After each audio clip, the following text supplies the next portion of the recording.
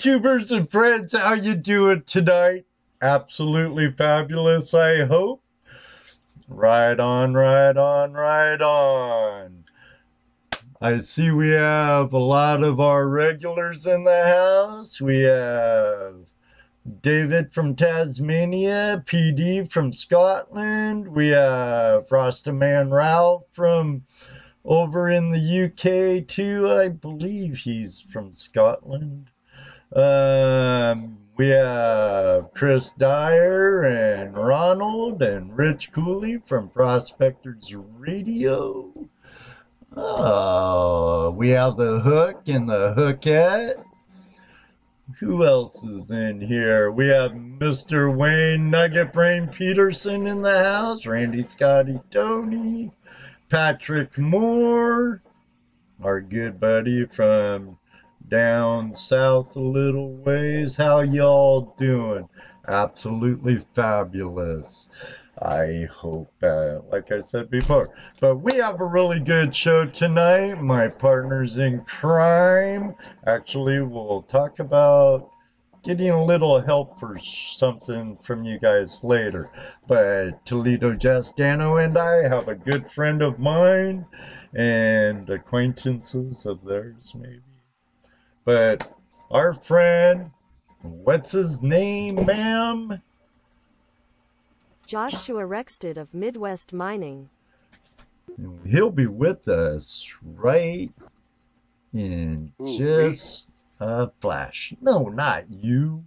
Oh, never mind. Oh, Jesse. Live entertainment. I'm so confused.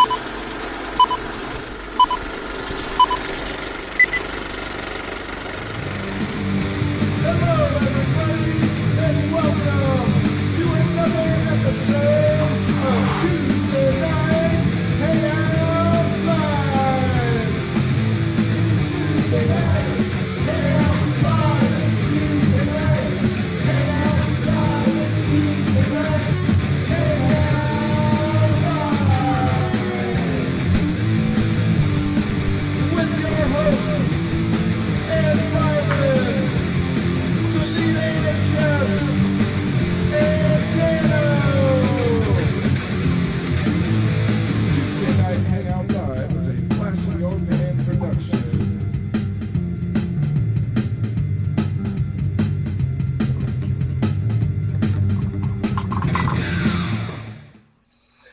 All right, welcome newcomers. I see Brian from New England, American Gold Prospector, joined us, and Mr. Dick Goldsmith. If you come in new, just coming in, we have our friend from Midwest Mining, Joshua. Oh, I'm gonna butcher this. Rick's, help me, Josh. Rekstad. Sorry about that. But he's going to be with us tonight. He lived here in Ohio for a while and got to play on his machines a few times. We're having a little YouTube issue at the moment, so if you're experiencing any buffering, please stand by. I'm sure it will erect itself momentarily. But let me bring in my partners in crime. Let me shrink myself down like I normally do. Bring in Skype. And if my co-hosts or guests need to make loud noises or cough or hack or smoke a vape pen, please remember to use your mute and I'll try to do the same. If you're not yet a subscriber, please subscribe and click the bell, get any further notifications. I'll bring my boys here in Skype. Boop. We have our buddy Toledo Jess and Dano. How are you doing tonight, guys? Now? Now, Jess. Now. I was having... Hi, everybody. I'll never browse my laptop. Evening, folks. I turned it on and it says, "Oh, you must wait to update." No. So are we supposed to mute if we're gassy too? Yeah. It depends how loud you toot, I guess. Is that why you never say anything, Dano? Are you so quiet back there? No, usually what I do is I mute my mic and then I start talking and realize that I don't have my mic unmuted. Then at that point it becomes irrelevant. I'm just getting on the Facebook or on YouTube. Ah. You should have been ready already, buddy. I had to wait for my laptop to do. Oh, true. It had to update, and Right. of course, you know, with the way Murphy is so fond of us, it did it right at showtime. No, wasn't ready. I was, but it wasn't. That's right. We're ready Dang now. computer. We're ready Yeah. now. All We're right. ready now. Hey, everybody. Everybody's saying hi to me. Hi, everybody. He's here and he's live now. Yep, I'm here and I'm live. Here and live and kicking. Well, that's very good. Why don't we get... So our guest tonight, he used to be here in Ohio, and I remember I met him one time. Quick meet. Right. I've seen his equipment before over there at the Norris. He was moving to Minnesota. Is that right? Yeah, I'm originally from Minnesota. I had relocated out to Ohio for work, and I was there for about 5.5 years. Yeah. Hi, Josh. Hey, guys. Well, I'm glad you were out here for a little time, Josh. I remember the day I met you at the Swank West property. So. Yeah, it was a real good group of guys out there. We went out to check it out, kind of see what the Buckeye chapter was all about. We really had never been to very much for I guess local chapters prior to that, so we kind of had open expectations, and it turned out to be a really warm welcome and a nice crowd to associate with, and I still kind of try and keep up to date on the happenings out there, and it seems like those guys are strong as ever out there. Oh yeah, it's still running hard. I mean, already getting stuff ready for Gold Rush days. So. That's an undertaking on its own. Yeah. I think once they end Gold Rush days, they're already working on next year's. Oh, that same night. Oh yeah. That same night. You guys feel like it gets bigger and bigger every year, or is it fairly consistent? A few years it was growing each season, I would say.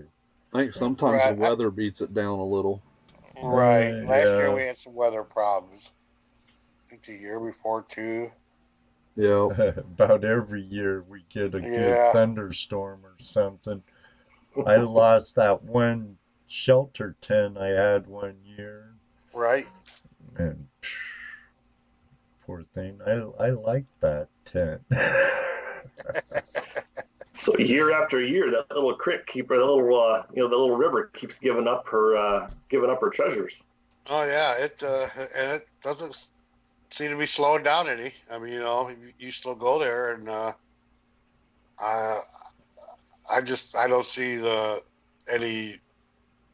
If you go there and work it for a day, you'll come out with whatever you come out with. But you come back the next year and you'll do it again, and it's still the same. You're still finding that gold. Granted, it's fly poop, and it's that glacial gold. So, but it keeps replenishing every year. Right now, it's raining here. It's raining here, and the water's up. I think the last picture I saw was a few days ago, and it was up to the top of the banks. So yeah, it still produces, and everybody still loves going there. How deep is bedrock out there? Well, it depends where you go. 1 million miles. Say average. Well, if you go down to the island where I used to dredge a lot, there's sandstone bedrock that's exposed, you can follow right into the island bar. Right. But down like where you had your, what was that, the TM8, was it, or was that the 10? No, that would have been the 5 actually. Where you were set up the first year, that you had your trauma at Gold Rush. Mm-hmm. Bedrock there is fairly deep. I know they've had a backhoe, couldn't hit it, so it's hard telling. I don't think. Well, where everybody usually prospects or digs, I don't think anybody's really reached bedrock there, have they? Yeah, where the common dig area is. Yeah. I think it's probably 10, 20, who knows, 30 feet, 50 feet deep there, where just 200 yards downstream, you can follow it right into a gravel bar. Like we did that one Memorial Day weekend. I don't think you were there, but Jesse, but there were a few of us that hit that, just started on the bedrock and just moved into the toe of the gravel. Dano, you're riding a horse over there? Or what? Ain't me, buddy. I had my mute muted because I was talking to my wife. Oh, okay. Boy, someone was Not me this time, dancing sir. on the iron. It wasn't me. Sometimes I do, but was not me this time, my good friend. Out the swing lane, you guys are limited to what, a 3-inch stretch? 4-inch. 4-inch. In Ohio. 4-inch, okay. I think the only property that has a limitation on it is an OSPA property. That'd be the Scenic View with the 2.5. And some bonehead with a 4-inch thought he could do whatever he want and didn't care about anyone else. And it's a very small stream. Both streams, right, Dano? Yep. The one mainstream, you could almost jump across, and the other one you can, and the guy's just like, I'm in this spot and I can dredge it all if I want to. He was a real dingleberry. And so seems like it's always one guy that ruins it for everybody. Yeah. One bad apple ruins a whole bushel. We have some other newcomers in the house. We have Chris from East Coast Prospecting, our buddy in West Virginia, and Mindinio Mick, however you pronounce that. Sorry, I butchered it. And our friends the Wandering Buffaloes. Either Kathleen or Shad. It's Shad. Hey, Shad. How we know that? It's a biffle. It's a biffle. It's a biffle. Excellent. No, it's got to know it's a biffle. Oh, Ron says WBP. Hi, WBP. How have you been doing on your claim in Idaho?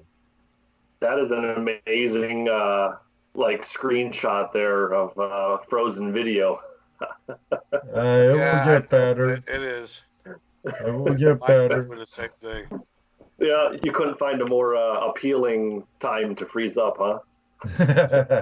Refresh it. It should take care of it. Looks so relaxed. Yeah. Well, there is a delay, and sometimes it's quite a bit, but I'm all green now on my sides on both programs, so we shouldn't be having any buffering issues here before too long. Could be on your side, though. Well, I see your You got your ugly bug on the screen now too.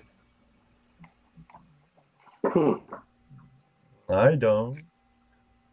Oh, see, that's yeah. Anyways, Oh, I that do. Yeah, I do. I do. I do I have my see ugly you. mug I right see there. you. I was gonna say. I thought I saw you there. I see you. I guess I could put the picture there because I know no one over there wants to look at this the whole time. So I'll get me off and we See, can Ross is in a staring competition with him. we can talk to our guest Josh about his Idaho claims and Oh yeah, his you got products something late. and Yeah, appreciate it. Kind of started a little bit of a different route or different venture. Had some conversations within our family and my wife's parents, and we decided to kind of explore some other options. We'd always traveled to, I guess you call them pay to dig places. We go down to Thermal City and into Michigan and Ohio and the Black Hills in South Dakota.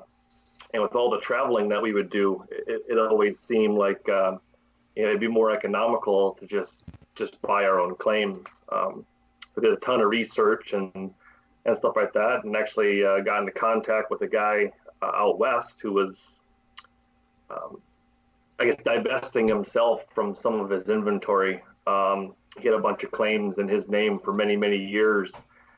And when they kind of went through and changed the laws where an individual claim would have been considered 20 acres now, if you had a 20, a 40, a 60, 120 acre claim in the past, well, now it's broke up into individual 20 acre claims and you pay your maintenance fee on each 20 acres.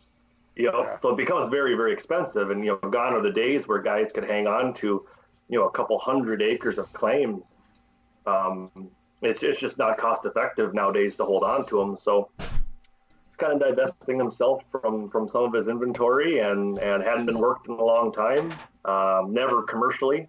He'd only worked it, probably maybe 10 hours in the entire time that he had it. And the location had a lot of really unique history. Kind of the river that we're on had a lot of history in Idaho. The river that we're on, the headwaters are Silver City, Idaho, which is really what put Idaho on the gold map, even before California was on the map for gold. And this same river that we're on downstream, the headwaters, about 10 miles away by the way the crow flies, Silver City, Idaho. And I'm trying to think, I want to say over the course of 14 years, I think it was 14 years, they pulled $1 million of gold out in late 1800, early 1900 dollar figures. They had a massive gold rush where this little town of Silver City, way up in the middle of nowhere, had a booming population of over 4,000 people. And it's kind of cool because the town actually survived. And even to this day, they have just a handful of year-round residents. But in the summertime, a lot of the buildings will open up. And I mean, there's a hotel in town where you can actually book a room for the night. It's actually pretty cool. It's just an old mining town. The landscape is just riddled with mine shafts and mine tailings as far as the eye can see. And the road to get there is pretty treacherous. It's a gravel road and a lot of elevation changes, and the road itself isn't maintained. So, if you're in a pickup truck, you can't go more than 4 miles an hour. Otherwise, it'll shake the teeth out of your head. But it's cool to see, and it's kind of an eye opener. I mean, you look at modern mining and watching Gold Rush, and they go and talk about moving hundreds of yards of material, and they have to hop into their Volvo excavator or their rock truck or their D8, D9, D10 dozer, and they start pushing dirt. You think back 100 years ago, and just see how much the landscape has changed from just their bare hands. and what they could do with their bare hands, and horses and donkeys and picks and shovels and explosives. And you just kind of stand there and look, and you almost can't even put it into perspective of how all that was done without modern machinery like we have now.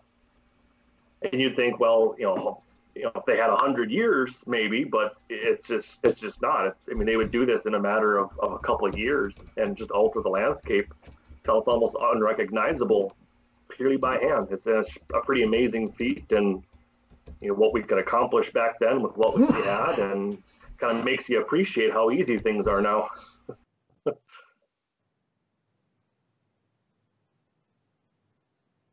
Yeah, I don't know why, but you're still froze. Every time I refresh you, you're still in the same position. I don't know what happened. Huh.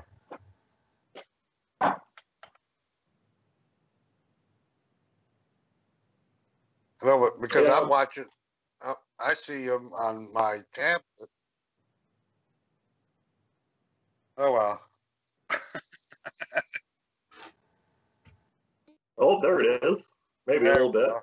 Oh, there we go.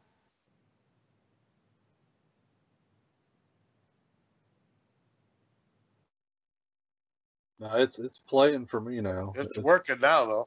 Okay.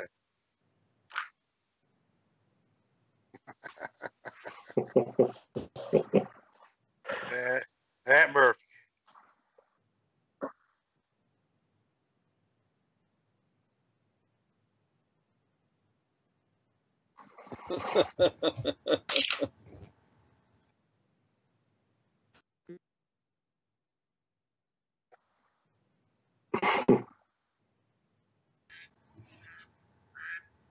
Yeah, everything's working now.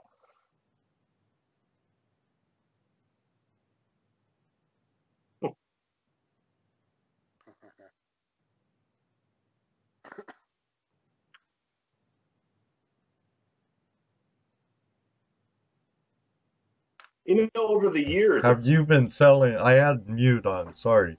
Have you been selling many of your trommels now? over the years, there's been a transition, kind of into more mining than building. I want to say it was probably mid 14 or 15. The market really slowed down from a semi small scale mining perspective. The price of gold had fallen back down, and I think the allure and the proverbial rush of the gold rush TV shows and had kind of wore off. And I know a lot of other manufacturers had noticed the same thing. I know the other friends out west, Summit Mining, they had experienced some the rush was gone, and business had really slowed down. And it's always been a very, very small part. I have a full-time job. I work in the packaging industry. It's always just been kind of a side gig, having fun with it. And the way it kind of progressed into what it had turned out to be was purely by accident. I can kind of go back a number of years. So when I first met my wife, Emily, we had taken a vacation with her parents out to South Dakota to the Black Hills. And I had heard of gold prospecting. I'd, seen gold pans and stuff like that. I'd never done it myself, which just, even considering I used to live in Alaska for a while, I never got into it. I just knew it was there. Never really interested me a lot. But went out to South Dakota, and we spent just about a week shaking pans and buckets and classifying material and digging holes by hand under giant rocks. And it was fun. I enjoyed it. We were right there in Deadwood. So, the casinos were fun, and the food and getting out there. And we stayed at one of the KOA campgrounds in a cabin, and I enjoyed it. It was fun. At the end of the week, we cleaned everything up, and we kind of poured the little vial out into a gold pan and kind of looked at it. And it's like, a week's worth of work, shoveling and digging under rocks and rolling boulders over and shaking buckets and screening material. And it was a little bit less than I was expecting for the amount of work that we did. And so I kind of reflected on that. yeah. Little did I know, I should have just left well enough alone right there. So kind of reflecting on that, it's like, well, there's got to be an easier way. And I mean, I grew up farming and building stuff and taking stuff apart and putting it back together. And I've always been pretty mechanically inclined. So I just figured, well, let's see what's out there for something that could, maybe make it a little bit easier or, make it a little faster. So I looked around and looked at all the different sluice boxes and different pieces of equipment that was out there, and it just didn't really exist. What I was looking for just didn't exist. Wasn't out there. So I said, no worries, I'll just make something.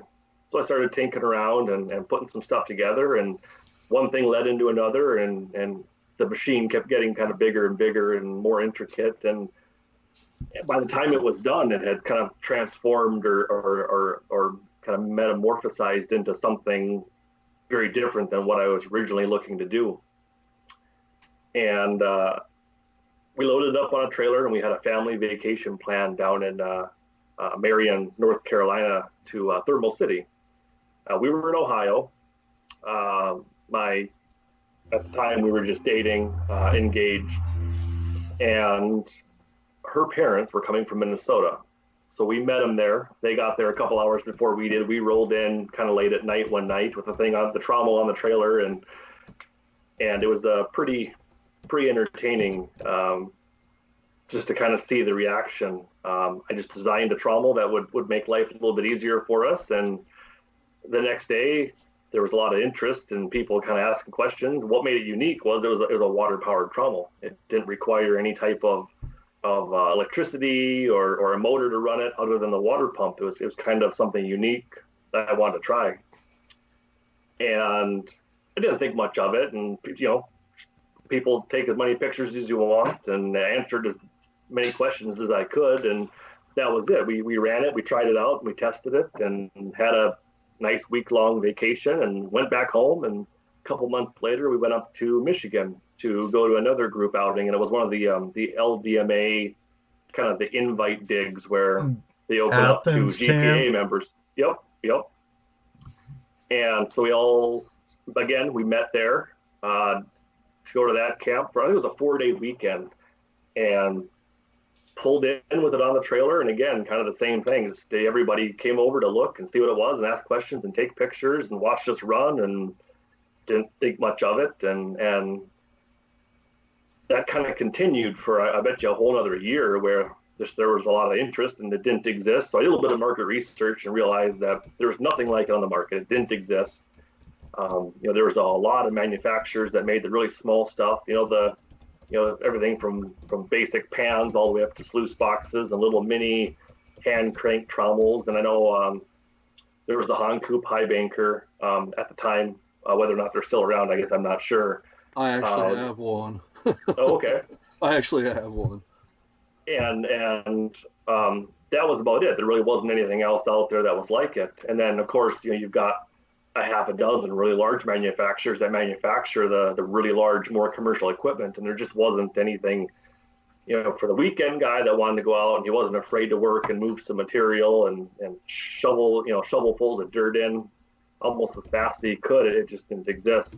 And kind of threw the feelers out there and thought, well, maybe there's something here. There's a ton of interest over the year, and so it kind of organically transformed into maybe having something here.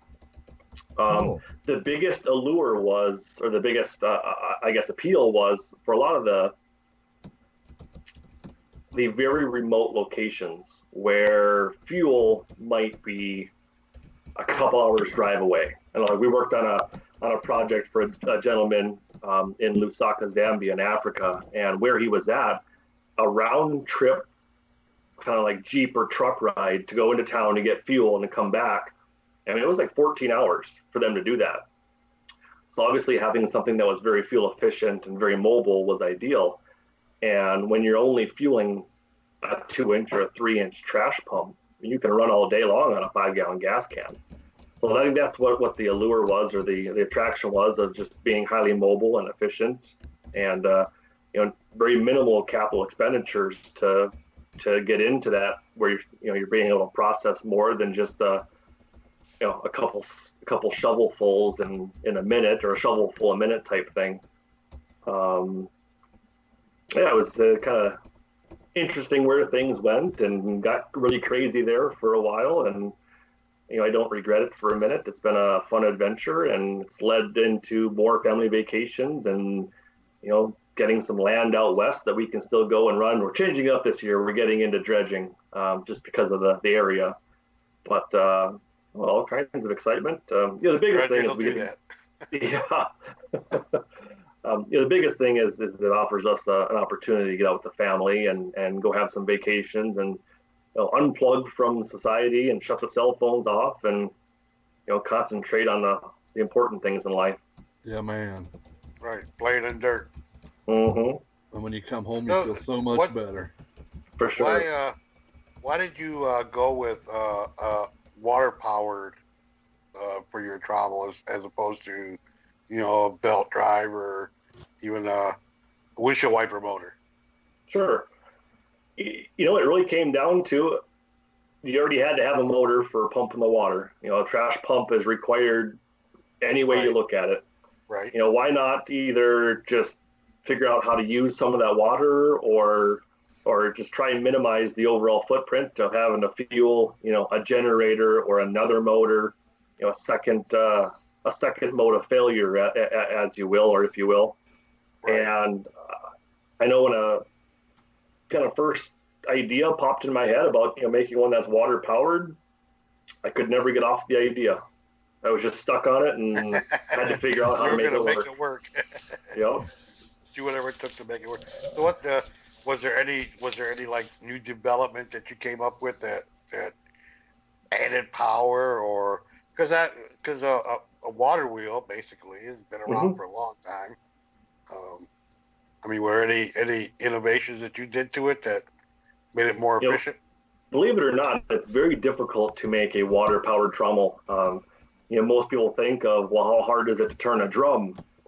Well, it's not very hard to turn a drum, but when you're dealing with a water turbine or a Pelton wheel or a turbo wheel, the intricacies of how they operate and how they generate power it's very similar to like a turbocharger. A turbocharger only makes power or boost or generates pressure when it's at speed. When it's sitting stagnant or accelerating, it's consuming more energy than it's building. The same thing can be said with a water-powered trommel. Until that turbine is up to speed, which is roughly 2,500 RPMs for the specific size and diameter, you have to really figure out how to minimize a lot of the drag and the friction that goes into a drive system. So not only are you rotating say a 45-pound, 55-pound drum, but the drive linkage, the casters, the gearbox, all the linkages, every contact point, the Lovejoy connections, if there's a clutch involved, all that has to be kind of taken in account as you're trying to get this turbine up to speed. And because everything is hard connected, there isn't a clutch, there isn't an engagement transition. It's actually very challenging, and a lot of steps have to be taken to minimize the amount of drag and friction on the system.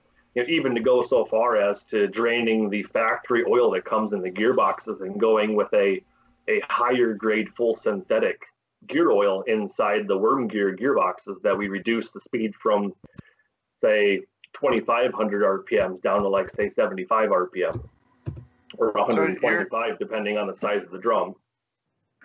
Your power is not going directly to the drum, right? Or you're going to it's running through a 15-to-1 90-degree reduction worm gear gearbox. Okay, so paddle wheel. Your paddle wheel is not part of the drum then, right? Nope, it's in its own enclosure. Okay. It also diverts the water down underneath the trommel, and typically when you're plumbing up a turbo wheel or a Pelton wheel, typically the water nozzle is positioned roughly 20 to 22 degrees off the plane of rotation, depending on if it's a single face spoon or a dual face spoon. So you need an enclosure, because not only is that turbine wheel or that Pelton wheel spinning at a relatively fast speed, but there is a lot of water spray and it's relatively violent. If you didn't have some sort of enclosure, you wouldn't be able to get within 10 feet of the thing without taking a shower. Yeah, okay, so it's not like when you imagine a water wheel at a mill. It's not like that. It's not out exposed. It's contained in a pump housing. Yeah, it's basically what it is. It's an aluminum casing that we would build and bend.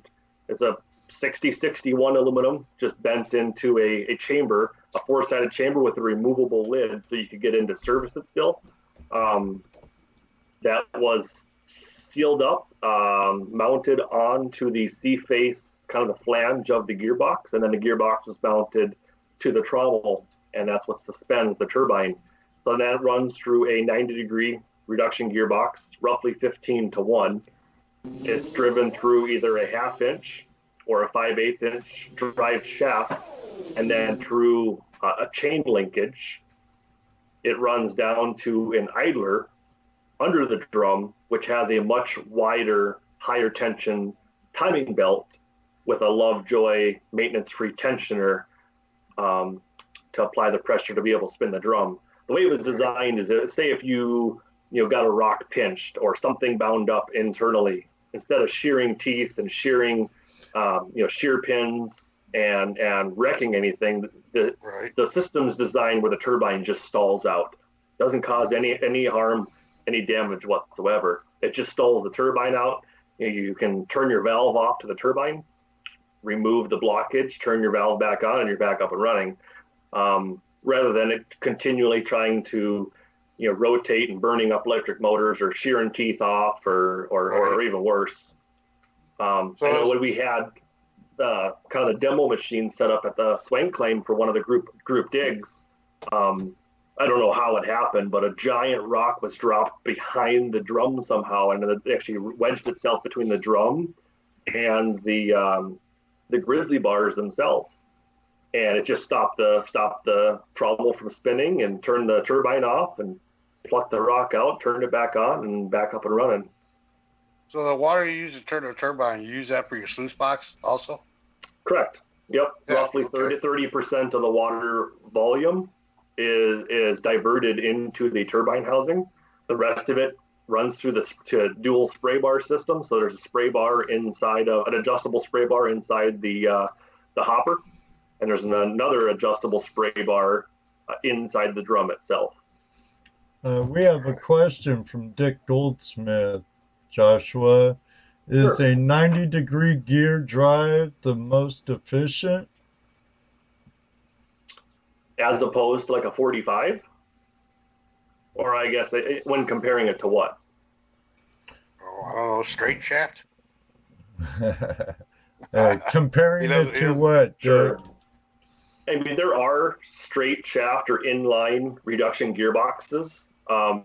Typically, those are designed for much heavier duty applications. Typically, the ones I've seen, I mean, you're talking 30, 40, 50 horsepower electric motors attached to them. The max output at 2,500 RPMs on that 14-inch turbine is roughly 1.25 to 1.5 horsepower maximum. So we can actually run a very light duty 90-degree reduction gearbox that's only designed for, say, a 1 horsepower electric motor. I mean, it probably weighs three pounds and can almost fit in the palm of your hand type thing, minus the shroud for the C-face mounting location. But running at a relatively slower RPM, we don't have any severe loading inside the gearbox, so it runs very cool. It's not a massive amount of torque that you're trying to apply to it. I tried a couple different gearboxes, and just the straight up 90-degree worm gearbox always seemed to work the best. Yeah, Dick was saying direct drive reduction. Mm-hmm. So. Yeah, I'm sure you can find them out there. They're going to be very, very expensive. The bulk of the straight or inline reduction gearboxes are designed for heavier duty applications. Within that, minimum 25 to 30 horsepower rating, and as high as 250 horsepower. I mean, the size of a pallet. Okay, yeah, we'll take that out to the creek. Get the burrow. That's a great question. One of the things that was different was I was within that turbine or the Pelton wheel, turbo runner, whatever you want to call it, 6 of one, half a dozen the other. Typically, they are made out of stainless steel. They're welded and balanced. This one was actually designed using a very unique and special blend of plastic into the actual spoons themselves. So the hub, a 3-part hub assembly, is made out of stainless steel, and it's cut on a water jet. The spoons themselves are made out of 33% glass-filled, automotive-grade, thermally stabilized nylon.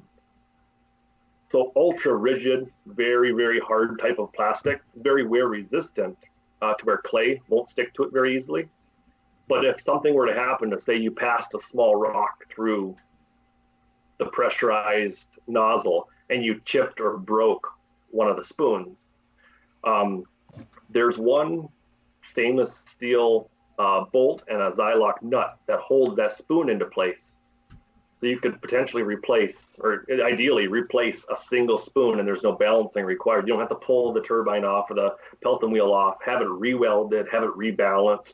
You can just pull off this plastic spoon, replace it with a new one, and you're back up and running. So it's very, very cheap to maintain. And I know in certain areas, like down in Georgia, there was a lot of issues with just the clay content in the soil, in the water, especially if you're recirculating, which you build up a film of clay on the stainless steel turbines. And it would get to the point where it'd be out of balance and start shaking and potentially wreck the bearings in the gearbox, like the thrust bearings. And with that thermally stabilized nylon, it acts as a almost like a lubricant. Just it's a very slippery type of material, so clay can't stick to it. Well, stick. Oh. So how big is the turbine? Is big around is the actual spoons and that whole assembly? I mean, look, how big is your pump? Well, there's two different, I guess, versions. One would run off of a 2-inch, the other one would run off a 3-inch. On the 2 or 3, depending on how they were set up, would probably run right around 3/4 throttle. So we're not pumping a ton of water. The turbine itself is 10.5 inches in diameter. Oh, okay. So I believe it shows your box on your site, don't it? Don't it show your turbine box on your site? Yep. I thought it did. I thought it did when I was on there looking. Yep, it sure does. There's a picture of the front or the top cover removed off the turbine, and that one should be green spoons on that one. Yep. Yeah, I was looking through it and seeing that now you talk about it. I remember seeing that on there now when I was looking through the pictures. Yep. The top cover just comes off should you have to get in and service it or for whatever reason get into it. You're not having to cut apart an aluminum housing. You just back off a couple of self-tapping screws and pull the cover off, and you can replace one of the turbine spoons without actually removing the turbine off the gearbox. Right. So yeah, because they look pretty open. Like I said, the picture looked pretty good of what I seen of it. Now that I think about when I was looking at it, you did have a picture of it on there. How much pressure is hitting those spoons when it blows out there? Is it pretty much getting at full bore? Yeah, I mean, so the trash pumps aren't really high pressure pumps. I mean, it's not like a centrifugal pump like you'd see on like a Keen dredge. Typically on a trash pump, you're talking, less than 20 pounds of pressure. Right. More commonly, you're probably in that 12 to 18 pounds of pressure. So we're taking that roughly 30%, 25 to 30%. That's being diverted off at the manifold. And it runs through, depending on the configuration, either a 1-inch or an 1.25-inch pressure hose, and it's inevitably getting reduced to a 5/8 brass water nozzle. So it's spraying a very concentrated, tapered stream of high pressure water at roughly 20 to 22 degrees off the plane of rotation on that turbine. Yeah. Now, does it spin pretty fast in there, or is it pretty? I mean, do you have to balance those kind of a little bit? The turbine, the spoons you put in there. Not on this version. Like I said, on a lot of the more common versions, they're completely made out of stainless steel, which do require balancing. The spoons themselves would be welded in, and then you go through and balance them, just like if you were to balance, a flywheel or something like that, or a crankshaft, or whatever you want to balance. Right. With them being a plastic, the rotational mass of it is kept relatively low. The 3-part hub assembly, is round, and there's so little mass there that it really there wouldn't be any gain to trying to balance it. And that was part of the idea, was to keep it relatively efficient from a cost of ownership or the maintenance. Right, to take care of it. Typically, to have a stainless steel turtle runner welded on or repaired, I mean, it's not something that a lot of machine shops can do. To have stainless steel TIG welding ability, you'd almost have to send it to a more specialized shop, for whether they're repairing a crack or balancing. You could probably balance it on maybe a modified tire machine. I don't know.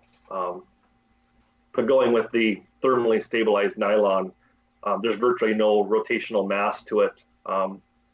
There's a downside to. There's a little downside to having low rotational mass, is once that turbine's up and running, similar to, like, say, a counterweight on some of the old time, you look at a jaw crusher, it has a giant counterweight or flywheel assembly that converts that rotational mass that's stored up in that rotating assembly to be used by, say, the jaw crusher when it goes to impact and crush on the rock. Having a low rotational mass, you take away from that, we can gain in speed and the efficiency of bringing that turbine up to speed. So it's kind of, 6 of one, half dozen the other. But I hope that makes sense. Oh yeah. Yeah, I just didn't know, being in plastic like that is, they're light enough, like you said, not much balancing needed for them to be spinning like they spin. And the way that they're like a little cut out of them too, where the water must hit and then kind of come off of them. Yep. So it's if you imagine looking at a spoon basically, and if you were to say cut the face of the spoon in half. So we're spraying water at roughly 20 degrees into that inside curved edge of that spoon. So the water actually makes contact with the inside of the spoon, and the mass and the energy in that water is transferred into the spoon as the water is being rotated around that curve or that cup of the spoon. So it's almost getting diverted at about 45 degrees from where the water makes and impacts that spoon, and it's being ejected kind of at about a 45-degree angle, slightly back towards you, versus it having just kind of a straight planular contact point. But the way that the spoons are designed when they're injection molded is, if you put 24 spoons side by side by side and touch them together, it makes a circle. So at the base of the spoon that recesses inside the 3-part hub, there's 2 angular edges, and when you match those angular edges up side by side by side, it makes a perfect circle. Right. So then all you do is then you run the 1 bolt or 2 bolts depending on the size through and sandwich, so it goes through 2 of the 3 parts of the hub while running through the spoon to it locks everything together. So you don't have to worry about that spoon wanting to pivot on that bolt. So then you don't have to balance, because once you remove a spoon and put a new one in, you're putting it back in the same location, the same spot, at the same angle that the old one came out at. Right, every time. Yep. Right on. Hey, well, let me get a quick commercial in, Josh, and we'll open up the phone lines, and hopefully we'll get some use out of this phone number we got. Brought to you by Carolina Prospectors. But we'll be right back after this quick commercial break. Adventure, mystery, discovery. Gold panning is more than a search for beautiful rocks. Panning is a journey that can take you to amazing new places all around the world. It is an experience for all ages, bringing families closer together and fulfilling a spark of excitement when life has grown too dull. The Gold Claw pan makes it easier to take part in the journey than ever before. This expertly designed pan is made for any skill level and any age. All you need is an explorer's heart and the passion for discovery. Begin your family's gold story now. Order your Gold Claw pan today and see where the adventure takes you.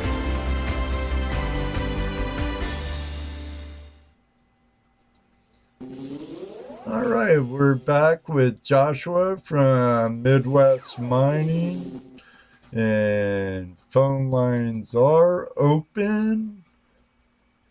Call now. Even hypothetical questions are welcomed. Any questions are welcome within a certain realm. You'll have to go back and watch a couple episodes. Which one was that? That was with our friend Wayne Nugget Brain Peterson of Watts. You'd get a really good chuckle out of a phone call we had from our friend from down under. That was a good one. Oh yeah. He's a character.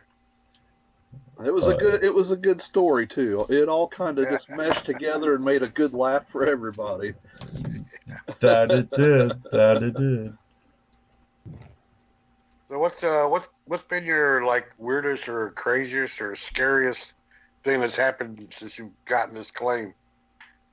Running into any wild dogs or scary snakes? Oh, that's a good question. It's kind of, I guess, so the last trip that we made was in late July. And we went out there for just over a week and a half. And like I said, we were talking about this a little bit earlier. The logistics of getting all of the equipment down to the claim, it's quite challenging. So we hauled everything out there on a big old gooseneck trailer, loaded to the gills. Where we are is about 10 to 12 miles by the way the crow flies from the nearest town. The town, which is Jordan Valley, Oregon, is real small, like one stop sign type thing, one general store, a gas station. So when we go up the mountain, back in off the trail, or on the trail with the trailer and offload everything, it's about 4.1 miles by side by side and ATV to get down to the bottom of the valley, which includes it's got to be 2,500 feet of downhill, and which gets as steep as 30% at some points. It's a nice wide path. It's a decent path to go. It sounds worse than it really is, but it's kind of sketchy when you're trying to get equipment down there. A big rock. Yeah, exactly. It's one of those that you roll a rock over, it'll keep rolling all the way down the hill. So we, it's 4.1 miles to get everything down there, and then about another mile once we get down to the valley floor to go downriver towards the claim.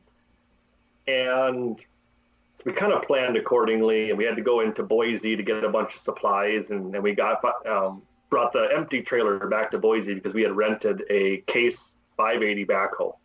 It's roughly 13,000 pound backhoe. We put on a 30-foot tandem dual gooseneck trailer and then towed it about almost 100 miles to where we needed to go, and offloaded it. What's that? You're starting to sound like Hoffman. So we got it unloaded. We were getting all of our stuff taken down, and all of a sudden we realized that we misjudged how long it took us to make a trip down at the claim with all of our stuff. So the sun is setting, and we have to get this 13,000 pound backhoe down this 2,500 foot long, 3,000 foot long downhill winding grade which is nothing but rocks and boulders and, you know, exposed bedrock and stuff like that. And the sun has gone down. So buckled up real nice and tight into the backhoe, turned all the lights on, got the lights cleaned off, started making our way down the hill, and we had to stop about halfway and grab the chainsaw and lift the boom of the bucket up to cut some cedar trees that were overhanging the trail, and finally got all the way down to the trail. And it's pitch black out there. There's no light to be had or to be seen around there. So if somebody were to be walking across, you know, a peak over top of the hill and they see this giant backhoe driving across the countryside out in the middle of nowhere in Idaho, it might look a little weird. We finally got the backhoe back to the claim, got everything shut down, and we realized that two of the family members that made the trip down there stayed kind of at where we were going to set up camp while we went back for another load. Well, we came to realize that all the tote that had all the flashlights in it was still up at the top of the hill, up the top of the mountain. So they were basically down at the bottom, you know, in the middle of nowhere, new area, in the wilderness, with no lights on. So they had the headlights on the side by side, left it idle for about an hour. And in the distance, you can hear all these, you know, bellers and noises and screeches, and there's no lights to be had. And it was an adventure that first night. Sounds like it. We have a caller on the line. Josh, hello, caller. What's your name? Where are you calling from? Hey, my name's Jeff. I'm MacGyver Muscle Machines on the chat. Oh, okay, cool. How you doing, Welcome, Jeff. First time caller. Excellent. Yeah. Welcome. I was just listening in. I was trying to figure out what you're talking about with your spoons. Is it some kind of turbine for doing what? I kind of tuned in late on the video, so I'm not sure exactly what you're talking about. Just curious. Sure. It's a water-powered trommel. So yeah, the spoons are basically, it's a turbine, Pelton wheel, turbo runner, whatever you want to call it, that is actually rotating the drum. And there's other options too, where we have incorporated the same, you know, turbo runners and Pelton wheels into, you know, running discharge conveyor belts for tailings, and, you know, we can weld on an eccentric or lobed weight or a counterweight onto a much heavier duty type of hub system, which we can act as a vibratory type motor. We can spin that vibratory motor at, say, 1250 or 1500 RPMs and actually get some pretty nice resonance out of it to shake a grizzly deck or a vibratory table. The bulk of it, though, is just a water-powered trommel. That's pretty cool. Do you have any pictures on the website or on the channel or anything? Yeah, I think the link is in the description. Yes, it is. Okay. I'll put it in the room also. All right, I'll have to go check it out. If it's an older video, it's a couple years old, but there's actually a halfway decent video of it running on YouTube too, where it kind of pans between different views on the trommel. It was on one of our vacations down at Thermal City. Yeah, a couple of my older videos from a few years back, I have a couple of videos with it in it also. And cool, I'll have to check it out. I believe I have a video of you talking to you at the Gold Show too, Josh, in Dayton. Excellent. Thanks for calling in. Any other questions? Oh, I heard you up in Idaho, I heard. We had to play there. Uh-oh, he lost his headset. I thought my little guy was coming into the office here, but it was actually my wife, and she went out to the garage real quick and grabbed some show and tell. Oh, okay. Yeah. So, he has a claim in Idaho, yes. All right. I'm just straight south. I'm in Utah. Oh, okay. Yeah, we're in southwest Idaho, about a hour and 15 minutes south of Boise. Was that anywhere near like Silver City? Yes, we are actually on the same river that Silver City's headwatered in. Oh, it's called cool. Jordan Creek. All right, I did a little dredging there in that Silver City. Got quite a bit of silver and a whole lot of mercury out of there. Not much gold. Yeah. Right in Silver City?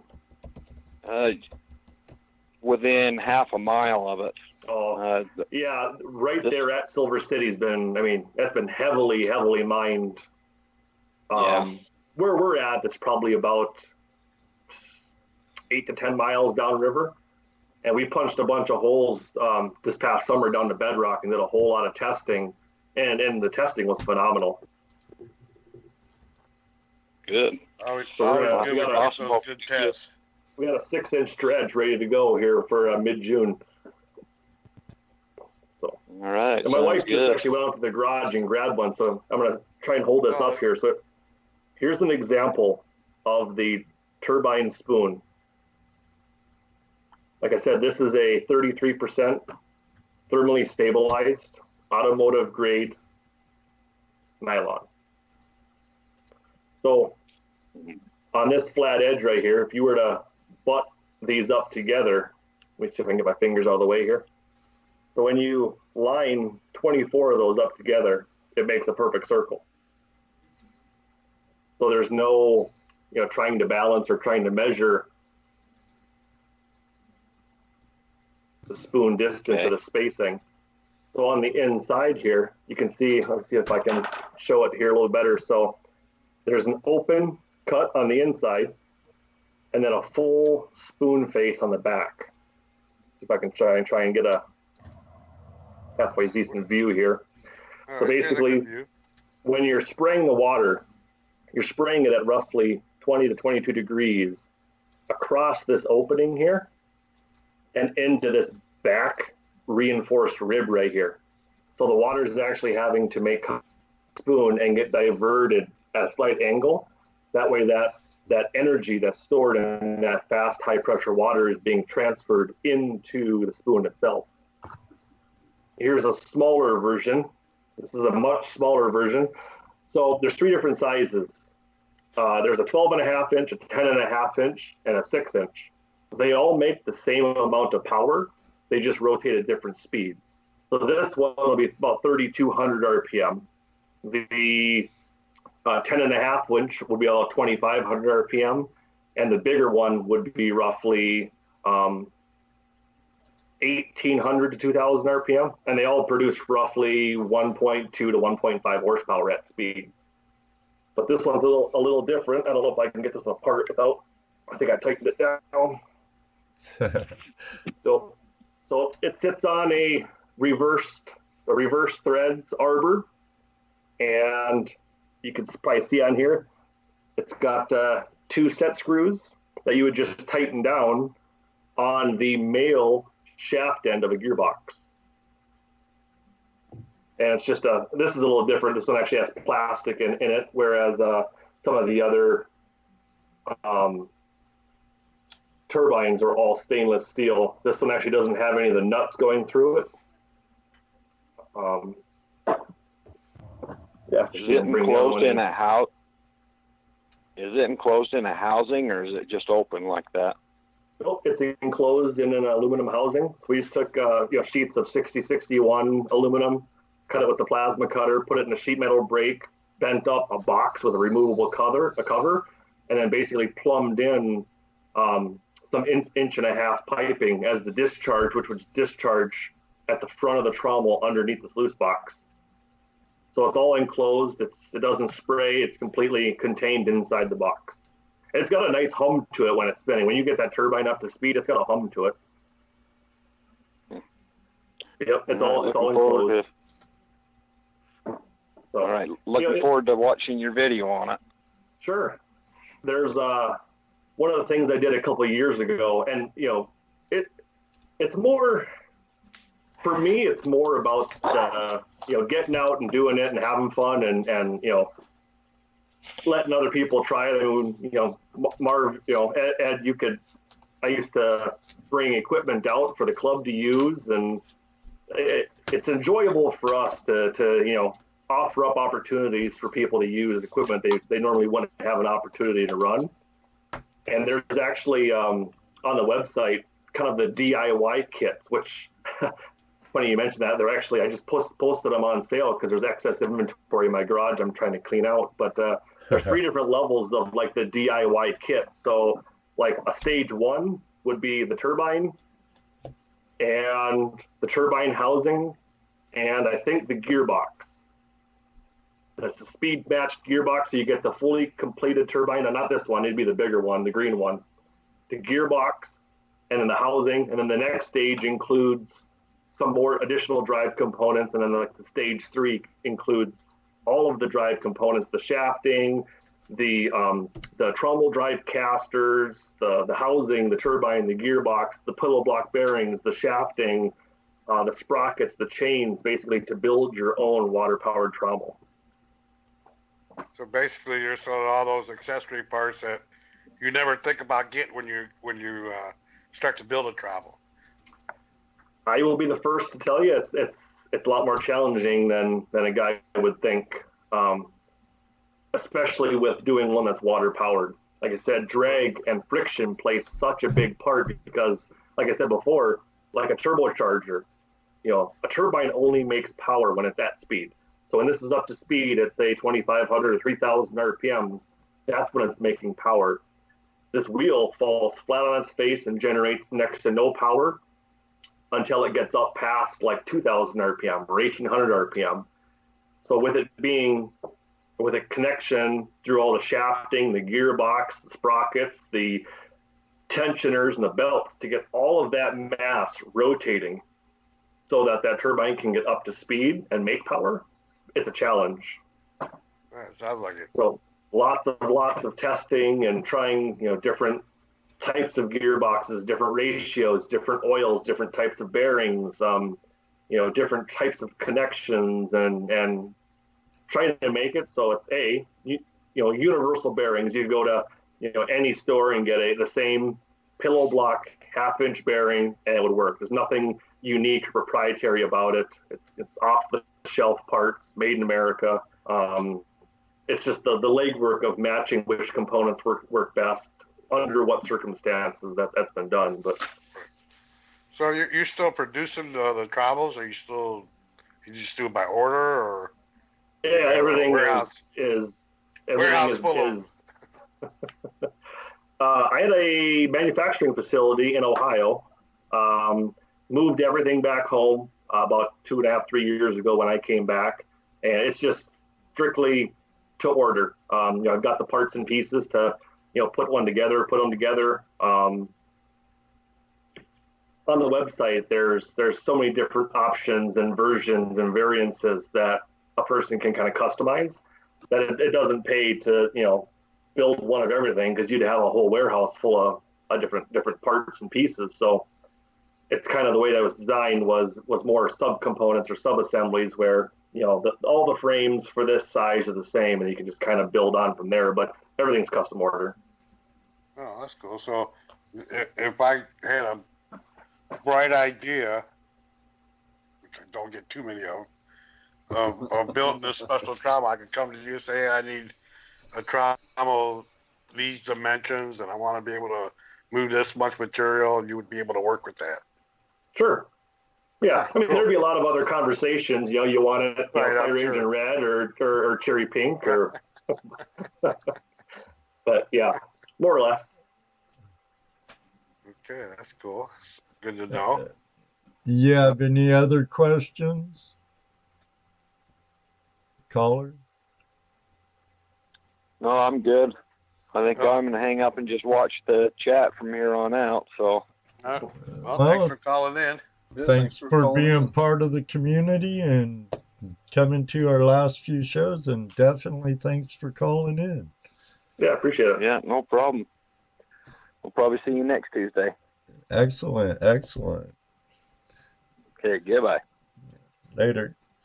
We have a question from the chat room, Josh. It's about dredging in Idaho by our friend Brian from YouTube channel American Gold Prospectors. What is the max size dredge intake horsepower you can use in Idaho? It's a 5-inch nozzle. Now, we are running a 6-inch dredge with a 6-inch suction hose, but the tip of the nozzle is reduced to 5 inches. Anything past 5 inches and requires a plan of operation. All right. Well, Okay, I hope from that the horsepower answers. rating, I think it can't go over 16 horsepower, 15 or 16, I think it is.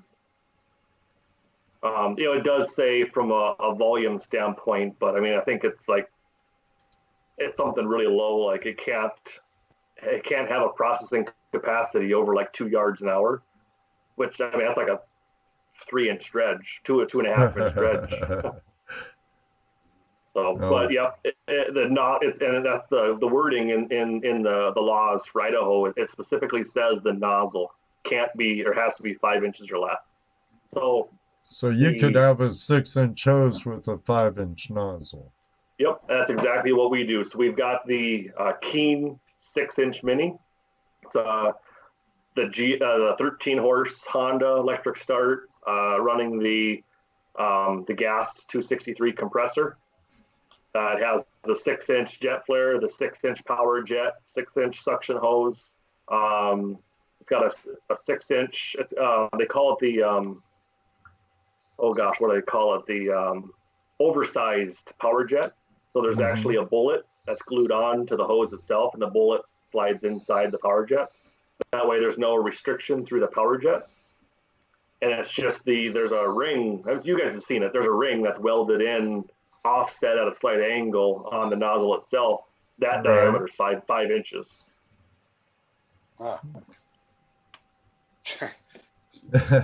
Jaron wants to know if it's got a Hemi.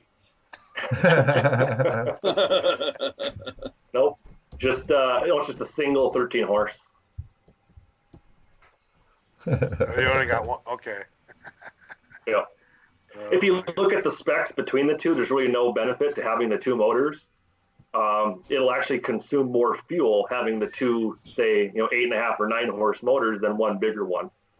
So we just run, the water pump, and it still has the same 3x4 Keen water pump, the same, gas 263 compressor. It all just runs off of one, and it consumes about 0.6 gallons an hour, roughly. Whereas with the two smaller Hondas, it's closer to 3/4 of a gallon per hour. So that runs both your air compressor and your water pump. Yep. And then we use. Actually, I just got it in the mail here about a week ago, but I ordered a new wetsuit. It's a Hollis Neotech semi-dry suit. We use full face masks. I have an Ocean Reef Predator mask, and then we also got an Ocean Reef Neptune Space 2 full face mask. Do those have communications in them? Communications and lights, push to talk. Ooh, getting all high tech, huh? Yep, they're actually getting serviced right now. They should be done here any day. Excellent. So how long have you been dredging? Dredging. This will actually be the first time. Ooh, have fun. I've dove quite a bit though.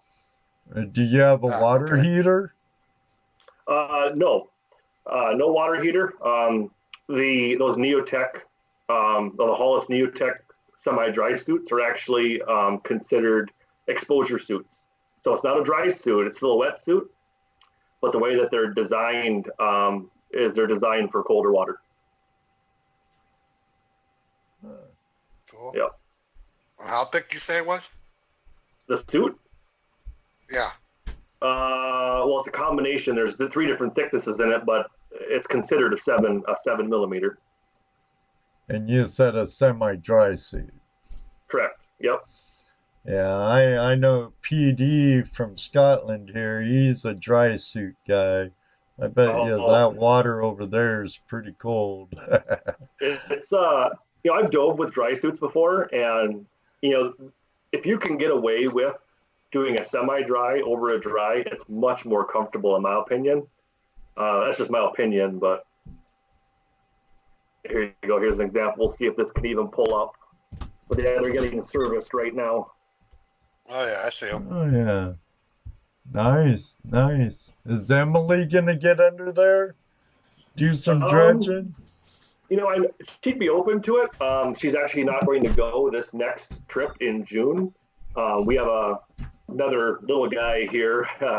Actually just came in early October, so we kind of got our hands full with a really little guy. So she'll stay back for this trip, but hopefully, you know, the next trip she'll go with.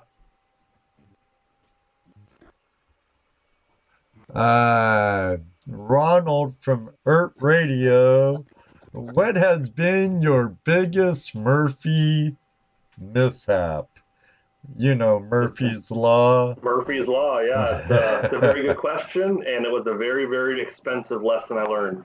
Was working on a project. I won't get into too many specifics here, but I was working on a project with a gentleman down in Oklahoma, and been talking and coming up with a plan for months and months, and I spent hundreds of hours of CAD work designing a custom plant for him.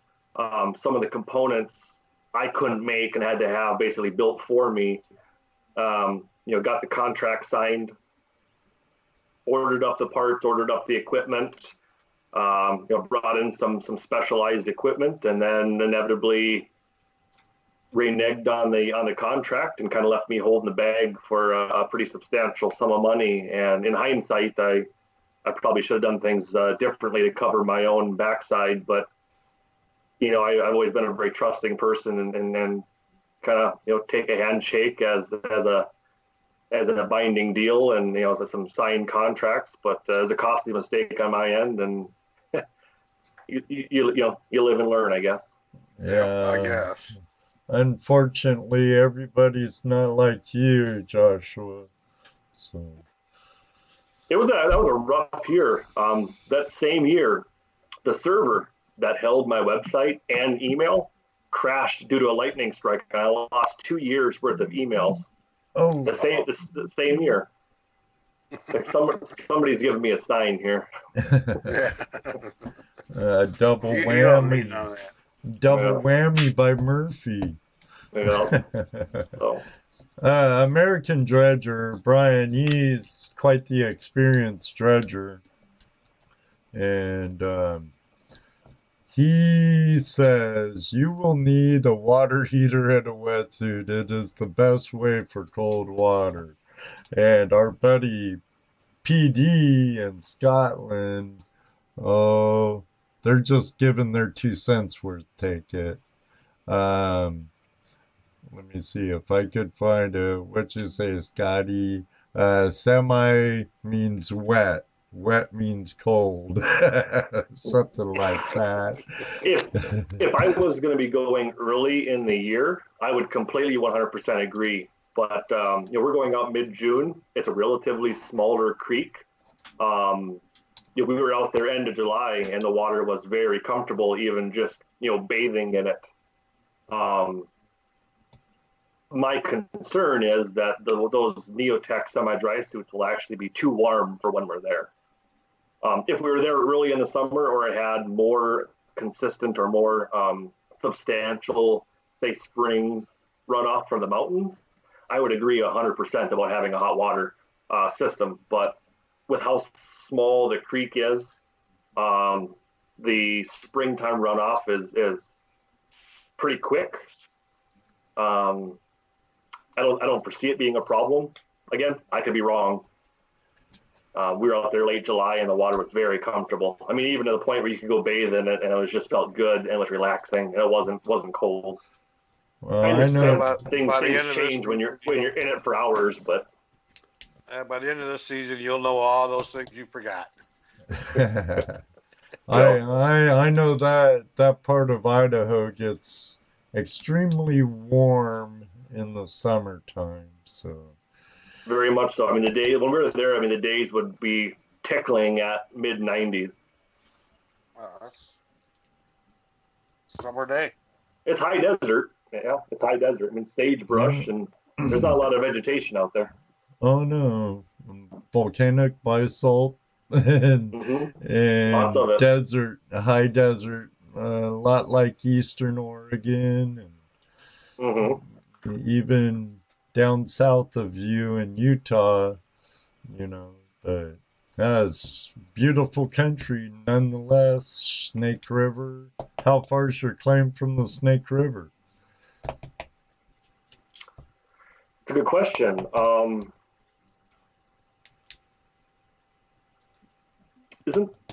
Isn't the Snake River northeast of Boise?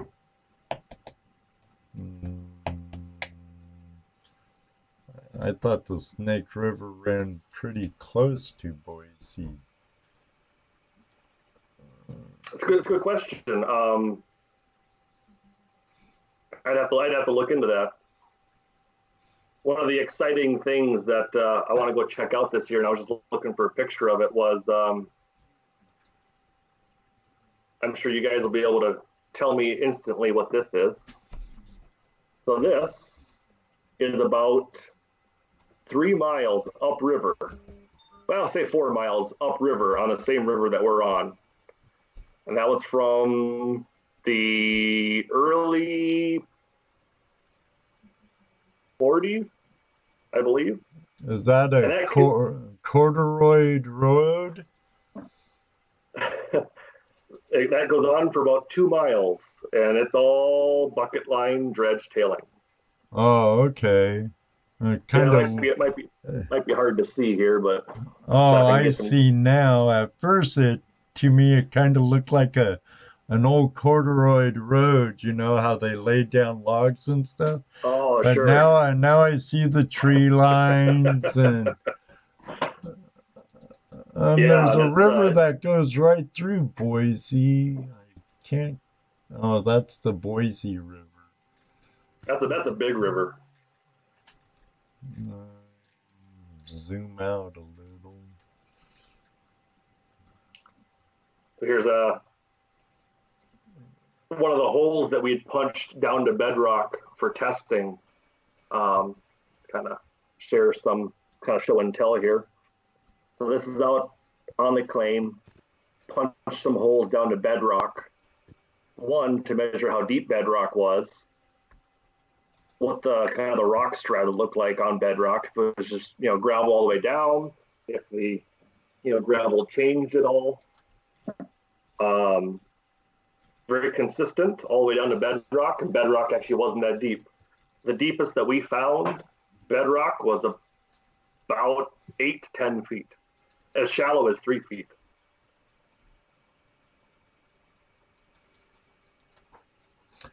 $10 feet's away, so. Yeah. What was the shallowest again? Was 10 feet the shallowest, you said? No, that was the deepest we found. The shallowest was 3 feet. Oh, that's nice. Sorry, I was looking at a map. Here's an example of it's kind of hard with all the glare, but it's not a very big river. Kind of hard to. I wish I could grab a screen grab and just drop it into the chat, but actually the Snake River, it looks like, is to the west of Boise. Straight west? Yeah, pretty much, and then goes up and through Ontario. What's that? Ontario, Oregon.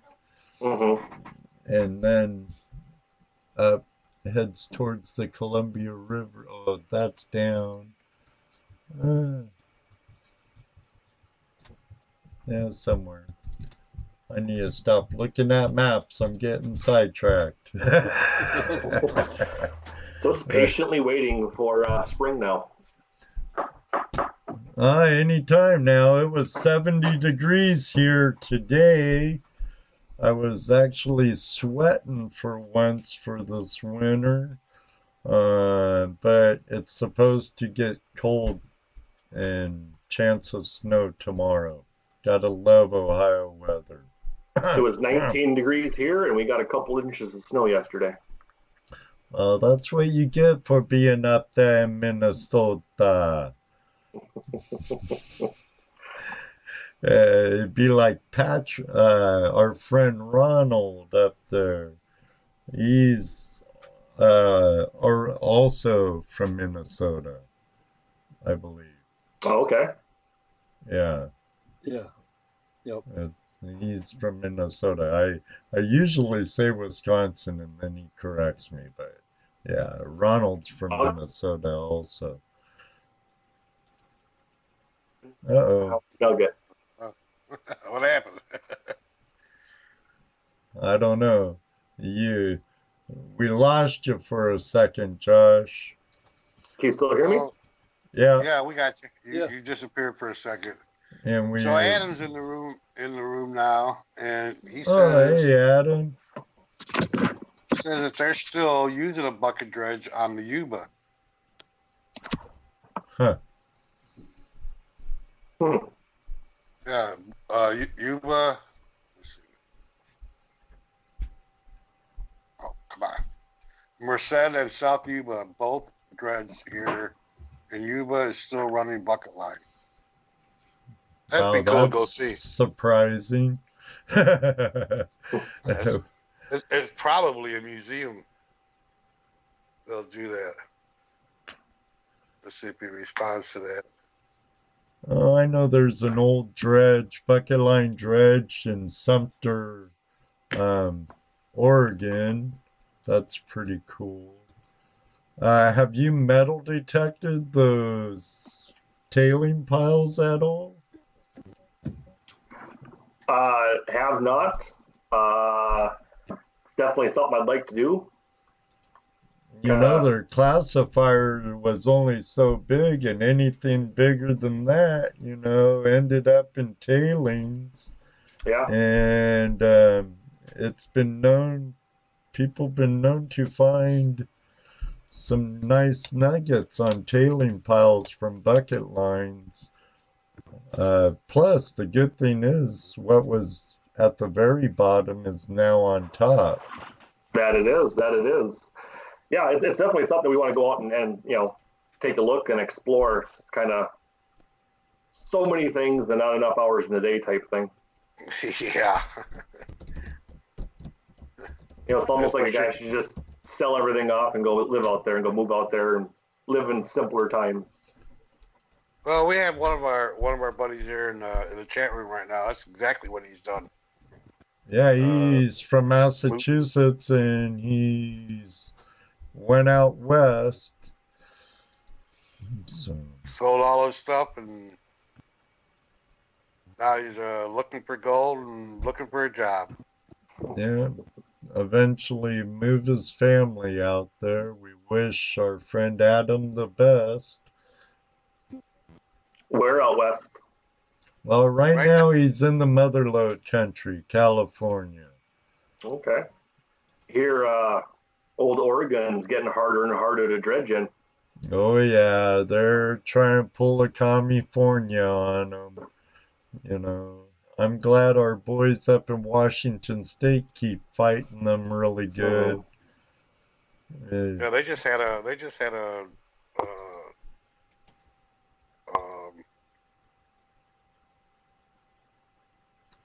they tried to pass a bill and it didn't pass, or trying to keep people out of the rivers, of course, from mining.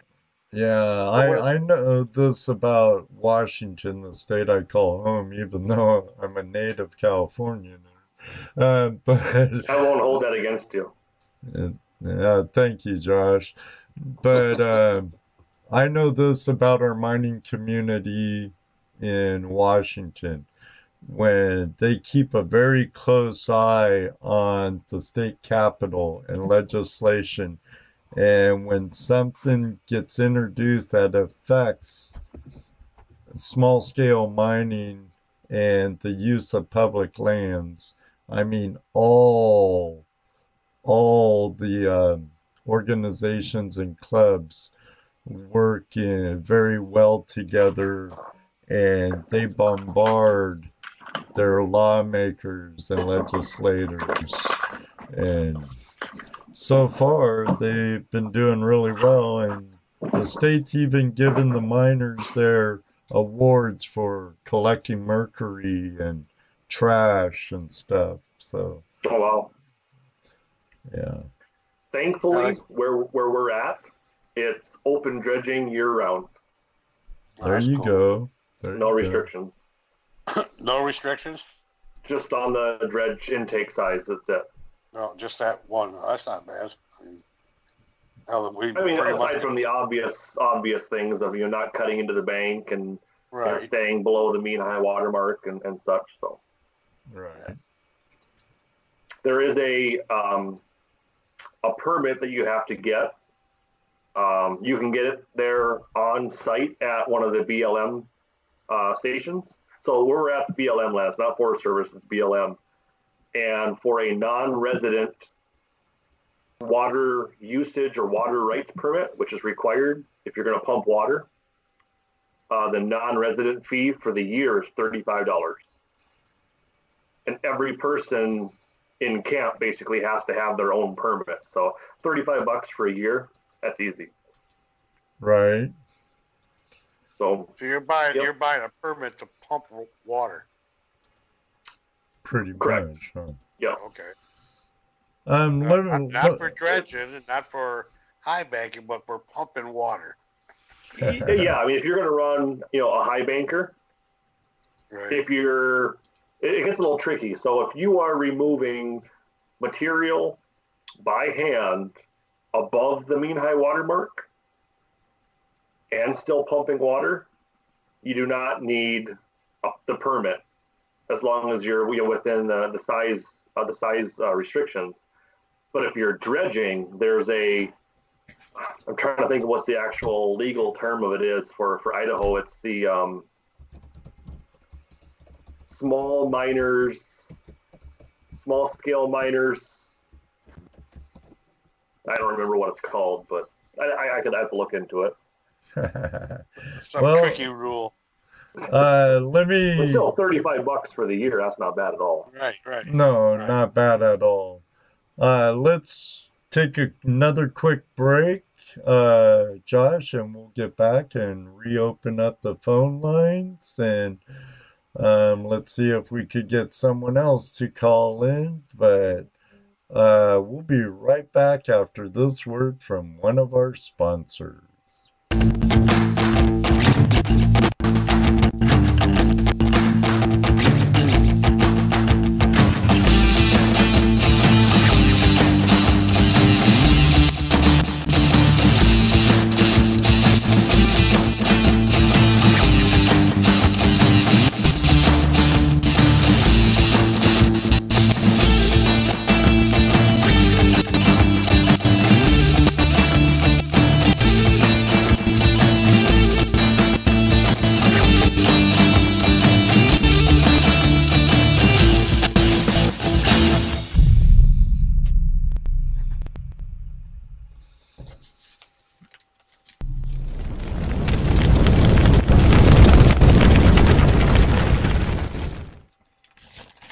Before we go on, though, I'd like to say something.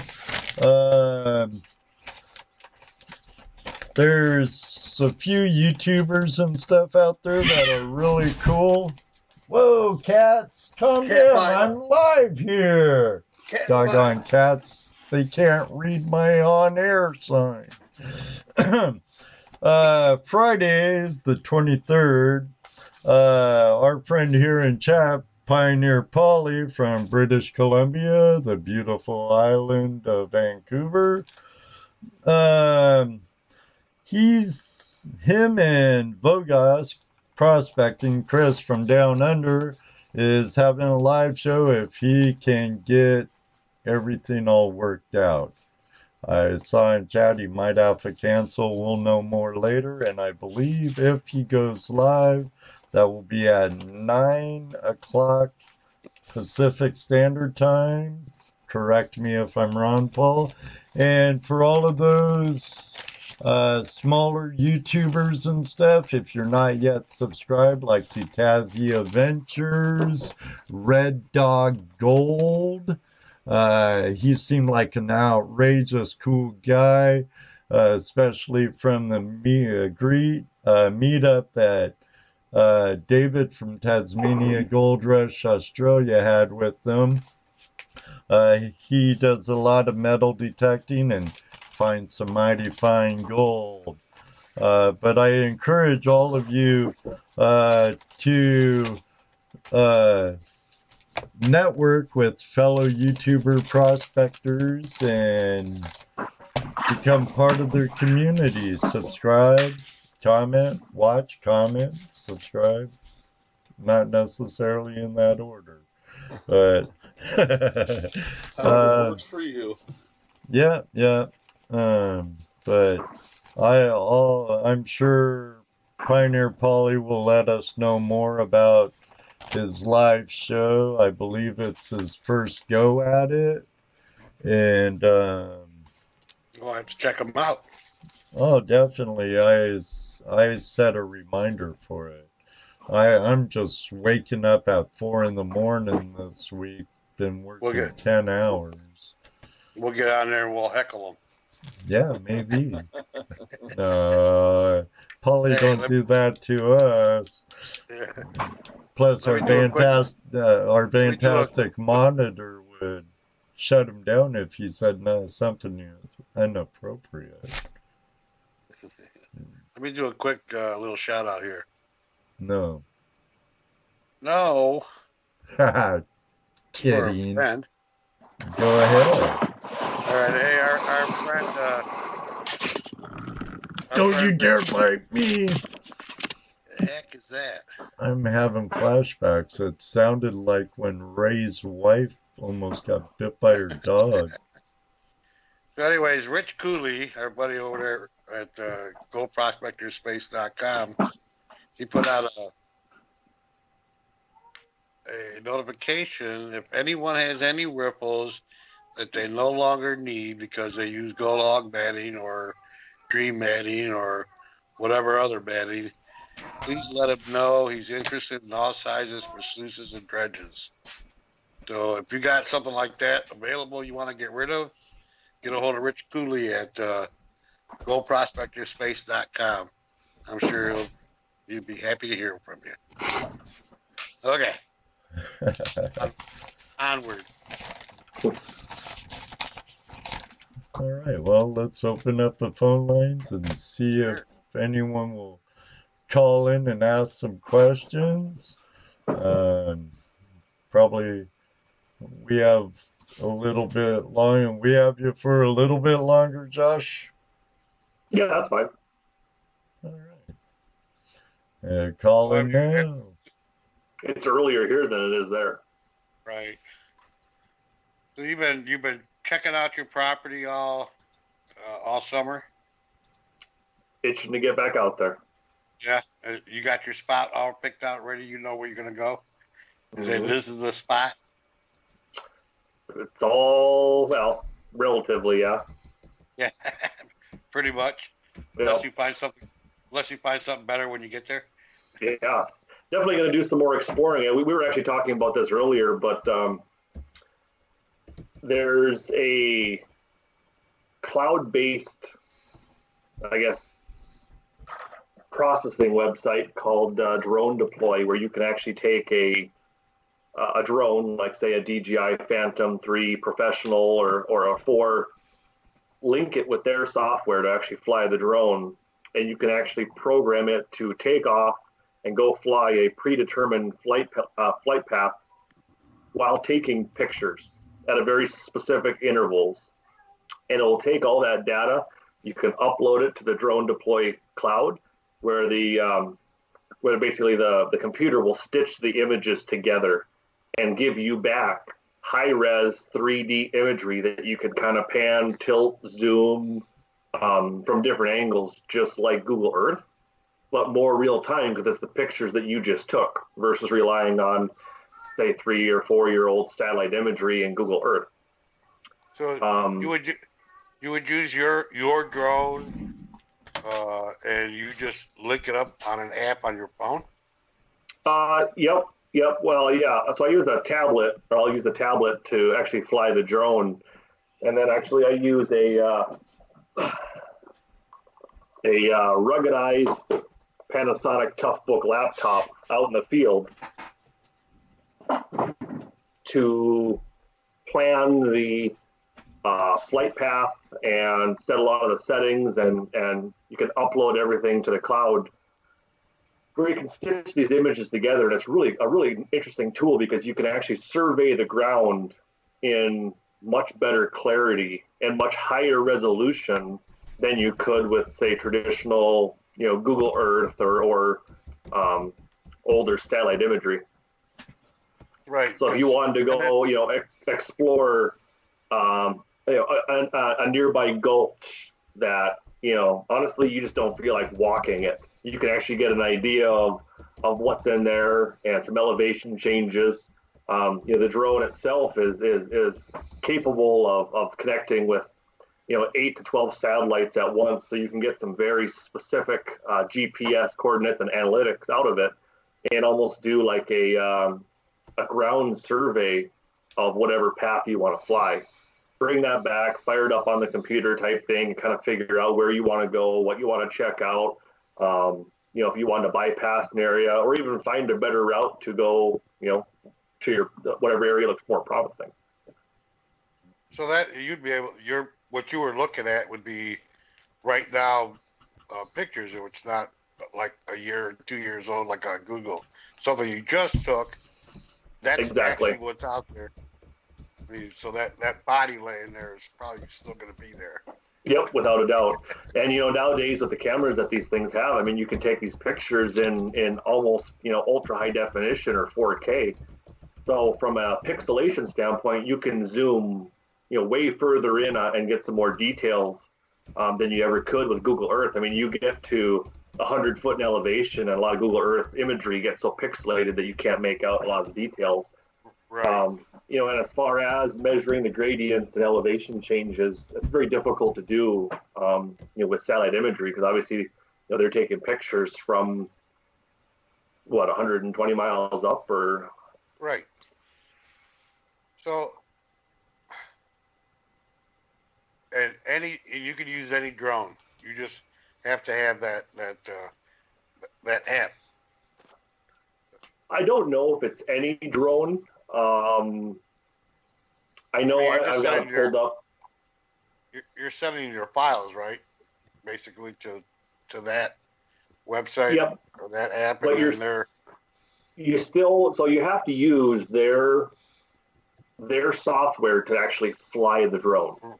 Oh, okay. So say if you have like a DJI Phantom, you would actually have to turn off the app that the manufacturer provides you and use Drone Deploy's app to actually fly the drone, because it has additional capabilities where, say, if you wanted to go map or survey, a section of river or ravine or a canyon, it's very difficult to use the DJI platform to map out where you want that to fly, okay, what path you want it to travel while taking pictures. You can do all those things very well through their controller or their app, just not very well at the same time. You almost have to go fly the route and then manually take the pictures. Whereas with the Drone Deploy software, you can tell it you want it to take a picture every 20 feet with an 80% saturation level, which means that those images are going to overlap themselves by 80% every consecutive picture. That way, when you upload the imagery, it has a more accurate rendering, because there's so much overlap within those stitchings.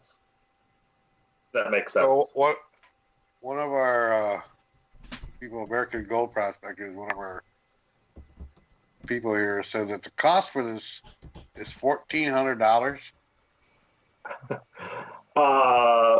For the professional, right? For the professional programs, yes. If you look at the free version, right, you're allowed 5 maps plus 3D processings per month. You're allowed 500 photos per map, max 2D resolution of 5 centimeters per pixel. Just taking advantage of 5 of those in a month's time you Oh, you yeah. can go out and take all the pictures you want, bring them back and upload them to the camera to your computer. But as far as using the software at its whole, stitching all the photos together, uploading it to the cloud, and getting back a 3D rendered model, it's a pretty fair deal to get 5 of those for free a month. Oh yeah. You know, would somebody need to spend the $100 a month to $300 a month for that service? Maybe if you're doing it every single week, like you're out, surveying crops. Or I'm charging you for it. I'm charging you to come out and survey your land for you, then I can charge that. Sure. Yep, without a doubt. Well, Something to look into. At least. So did you say something about that they can even remove the trees and the vegetation and stuff? Vegetation off your map? Yeah, I don't know about all the capabilities from taking out vegetation and stuff like that. I mean, I don't see why you wouldn't be able to. I guess a lot of it would depend on what kind of camera, what type of sensors you have on the drone. Okay, and I suppose depends on how much that $1,400 you buy. Well, a lot of it depends on the hardware that you're using too. Right.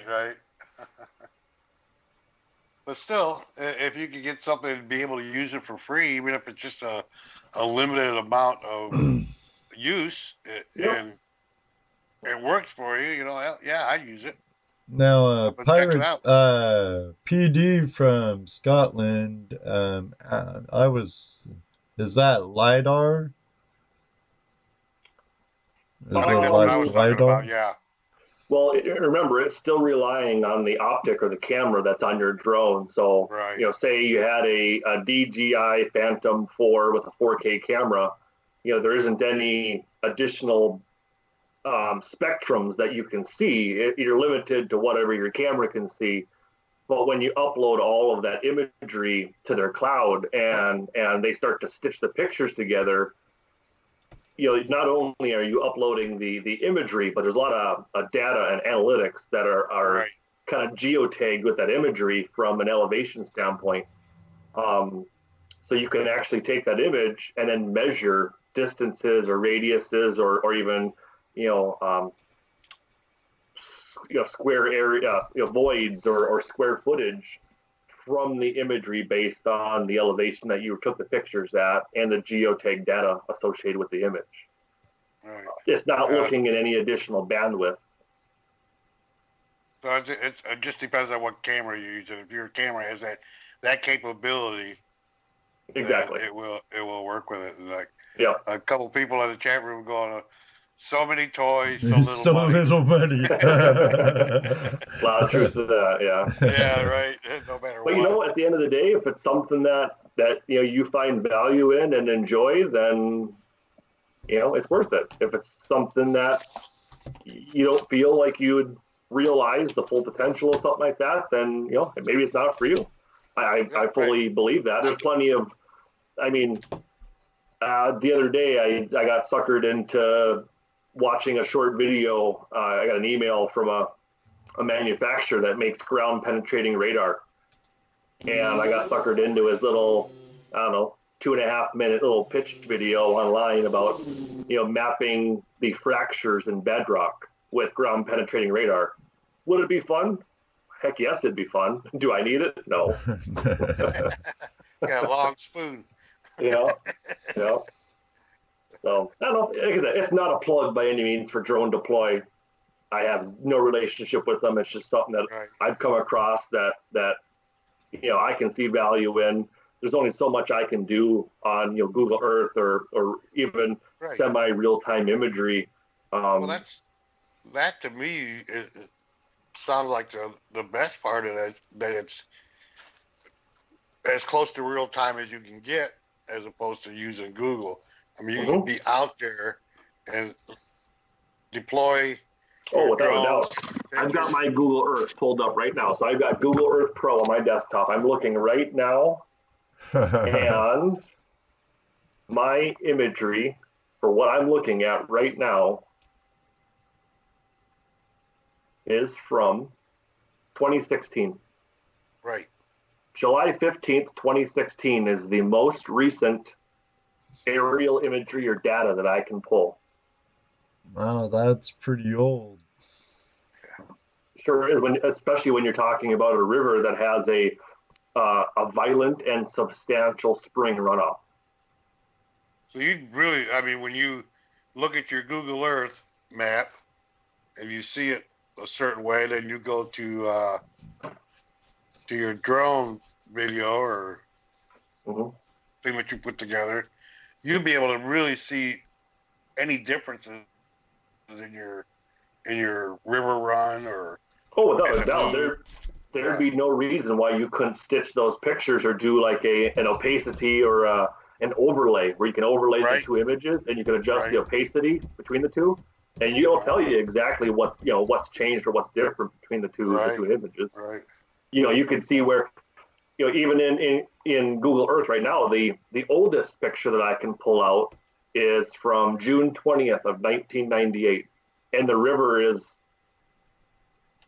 Let me measure it. I'm going to measure it real quick, and I'll tell you exactly how much the river has changed. So from here to right there. So between June 1998 and July of, 2016, the river has moved 54 feet.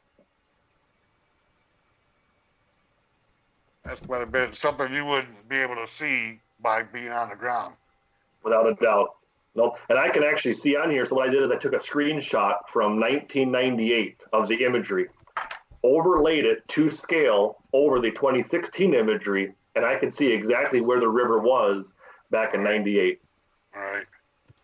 Now, how would that change between 2016 and June of 2018? Besides standing there with a printout, standing on the hill and kind of doing the old trying to eyeball it and measure it off in the distance. So it looked like it was here. That wasn't there. Yeah. Dick Goldsmith says we've come so far from a steel pan and rocker box to satellite imagery from outer space to look for gold. Incredible. Ain't that the truth? But, I'm a big proponent of doing things the first time, and an ounce of preparation and due diligence pays off dividends in the end. And I think there's a certain reality TV show that I think we all watch that pays tribute to that axiom of if anybody there, at least initially at the very beginning, did their fair share of due diligence and quantifying any type of data, it wouldn't make good reality TV, I'll tell you that. I wonder what show you're talking about. I won't mention any names, but I'm sure you guys can guess. Oh, it's that one show I don't watch anymore. Yeah. It was a number of years ago, but I had an email from the Outdoor Channel basically asking if they could tag along on one of our mining adventures, and I flat out told them it's not going to be very good reality TV. We all get along. Nobody's fighting. The equipment's not breaking down. You guys are more than welcome to come out and watch, but you're going to get bored. It's not going to be very good reality TV. So I never heard from them again. No good drama. Right. That's what sells. And we have that conversation out here quite often. Drama's what sells, and that's what they like. The people you see that they're on there for a little bit and they go, we're done. They don't want to deal with the drama. For the most part. Not that they don't, but they, for the most part, don't want to deal with the drama. I think one of the better shows that didn't have as much drama was Devil's Canyon. That was a pretty good show. Yeah. The rest of them, they're just drama. And here I go again. They don't show the reclamation. That just makes me so mad that they don't show any of that. Right. I mean, we all know it happens, but they don't show it to the people that don't know. And it just irks me so bad. Okay, I'm done.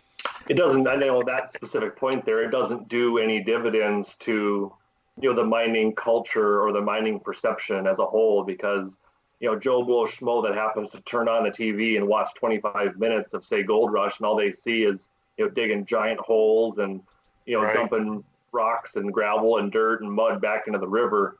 It gives them a poor perception of how things really are, and not showing it completed through completion of the reclamation process, and Right. it doesn't do us any justice. So it just makes it harder for guys like us three who go out and try to teach to the Boy Scouts and stuff like that about, prospecting and teaching about a pan. It's just we have to spend a lot of effort trying to explain about reclamation and about the what we do when we're out there dredging. We're cleaning up the rivers, pulling out the mercury, the lead, all that. So it makes it hard for us to, we want the younger kids to come out, but they go, oh, but you guys are miners, you destroy everything. Be curious to see what actually happens or what the fallout is after the EPA's budget basically being cut by, what was it, 1/3 or 2/3? Not enough. I think it was 2/3. I think it was taking a big beating.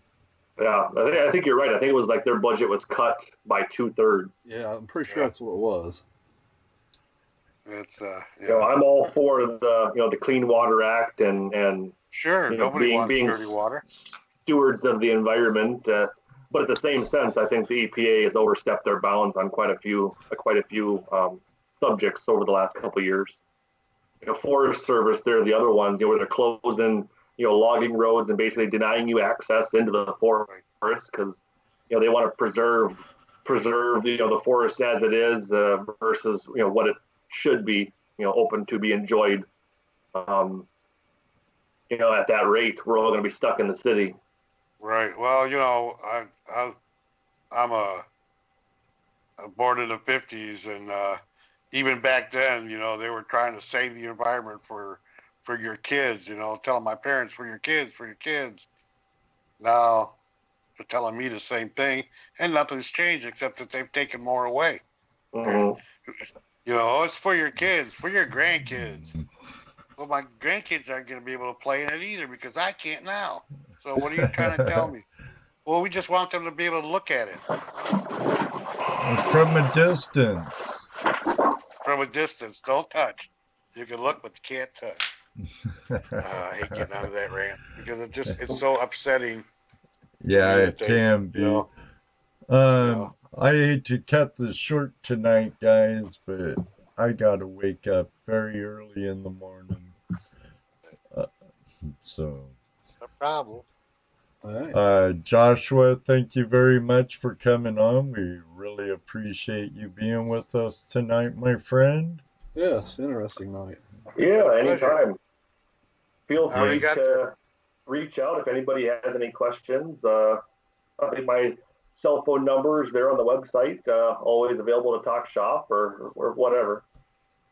Yeah, I'll put the link out in the chat again here to your website, Josh. Appreciate it. Not a problem, my friend. Not a problem. Make sure you say hi to Emily for me and tell her it's been a while. Miss you too. I am glad things are doing so well for you back home in Minnesota. Is that how they say it out there? Minnesota? Minnesota. We'll have to plan a trip out to your claim. Yeah, if I get that close to Washington, though, I'm going to be driving to Vancouver and to Olympia. As long as you're okay with being blindfolded on the way there. That's all right. No Tellum Creek. Yeah, can drive by Braille, huh, Dano? That's right. You just tell me when to turn and when to hit the gas and brakes. One of the things I enjoy, well, there's two sides to that, but one of the things I do enjoy is that it's about a 30-minute drive by like off-road vehicle to get to a place where you can get cell service. That's nice. Just leave the whole world behind and Yeah. enjoy we the are beauty. looking at. I've been shopping around for a satellite phone because if there is some sort of emergency, the idea of having to drive, 30 minutes plus just to be able to make a phone call makes me nervous. Yeah, that could be a little scary. Yeah. They do have those big rattlesnakes out there. I mean, we killed and cut the heads off 2 of them while we're out there. You might as well make some shish kebabs out of them. Rattle kebabs are pretty good. There we go. They have a little snake on the Barbie. But yeah. Well, thanks for being on tonight, Josh. Definitely. And thank you, all our friends over there in chat, for joining us like you do every week. We'll be back next week, same time, same channel, with our friend Dennis Dayton, the Indiana Gold Hunter. And we're in trouble now. Yeah, co-host of Prospectors Radio. I got a sore throat. I don't know if I'm going to be able to make it. Show must go on, Jesse. Show must go on. Wow. Excellent. But until then, may you always have a flash in your pan. And you know what he's going to say next. You betcha. And no, it ain't. So come on, let's go. That will be later. That's not what you say. No, I said it isn't going to be. So come on, let's go. No, it's going to be maybe one day too. Oh, no, not that. Oh, I should have just kept to what I usually say, brother. You screwed it up. It's okay. I'm partially blind. Well, all I can say is heavy pans to you until we meet again. That's right. Until then, may you always have a flash in your pan. And now I'll say it. Maybe one day, too, we'll meet you on the river. Good night, everybody. Good night, everybody. Bye, folks. Thanks again. Good night, guys. Good night, Jesse and Thanks again, guys. You're more than welcome, Josh.